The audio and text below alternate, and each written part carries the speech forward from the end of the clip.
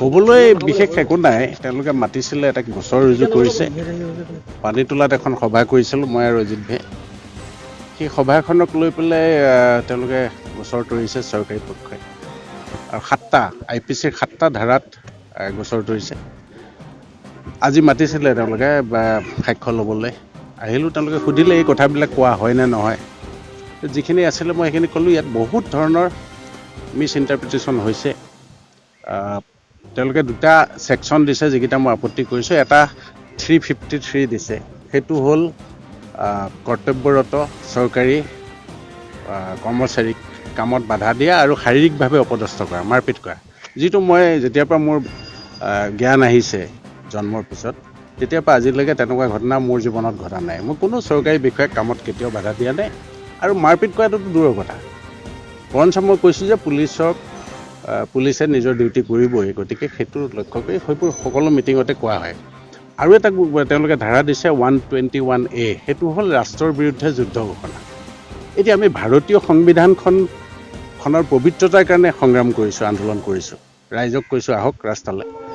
সেইটো যদি ৰাষ্ট্ৰৰ বিৰুদ্ধে যুদ্ধ ঘোষণা কৰা হয়, যি সংবিধানখন সুৰক্ষিত কৰিবৰ কাৰণে আন্দোলন কৰিবলৈ ৰাইজক কোৱাটো যদি ৰাষ্ট্ৰৰ বিৰুদ্ধে যুদ্ধ ঘোষণা হয়, তেতিয়াহ'লে ক'বলৈ একো নাথাকে। মই তেখেতসকলক কৈছোঁ যে এই ছেকশ্যনকেইটা কিয় লগালে? এইকেইটা ৰাষ্ট্ৰৰ বিৰুদ্ধে যুদ্ধ ঘোষণা ক'ত কৰিলোঁ মই? আৰু দ্বিতীয় কথাটো, কোন পুলিচ বিষয়া বা চৰকাৰী বিষয়াক মই শাৰীৰিকভাৱে অপদস্থ কৰিছোঁ, মাৰপিট কৰিছোঁ? আজি জন্মৰ পৰা আজিলৈকে সেইটোৱে মই দুখ পাইছোঁ যে আমাৰ নিচিনা মানুহত এনেকুৱা ধাৰা যেতিয়া লগাই দিয়া হয়, তেতিয়াহ'লে অলপ নিজেই বৰ লাজ পাওঁ যে চৰকাৰখন ইমান তললৈ নামিব পাৰে নাই।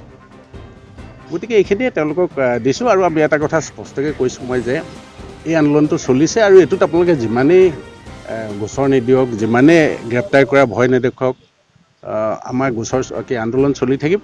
আৰু আমি জোৰদাৰ শান্তিপূৰ্ণ গণতান্ত্ৰিক আন্দোলন কৰিবৰ কাৰণে ৰাইজক কৈ আছোঁ, এতিয়াও কৈছোঁ, আপোনালোকৰ ইয়াৰ পৰাও কৈছোঁ।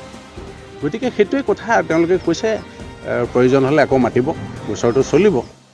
কৈছে ঠিক আছে, ৱেলকাম। আমি আইনৰ বিৰুদ্ধাচৰণ কৰা মানুহটো নহয়, আমি সংবিধানখন সুৰক্ষিত কৰিবৰ কাৰণেহে আন্দোলন কৰিছোঁ। অসমীয়া জাতি বাচিব লাগে, অসম বাচিব লাগে, একে সময়তে ভাৰতীয় সংবিধানখন সুৰক্ষিত হ'ব লাগে। আজি বিজেপি চৰকাৰে ভাৰতীয় সংবিধানখন ভৰিৰে মোহাৰি পেলাব খুজিছে। সেইটো প্ৰতিবাদ কৰাটো ৰাষ্ট্ৰৰ বিৰুদ্ধে যদি যুদ্ধ ঘোষণা হয়, তেনেকুৱা যুদ্ধ ঘোষণা কৰিম সদায়। সেইটোতো আমাৰ না কৰিবলগীয়া একো কথা নাই। গতিকে সেইখিনিয়ে কথা। তেওঁলোকে বিচাৰিলে আকৌ নিশ্চয় আহিব লাগিব।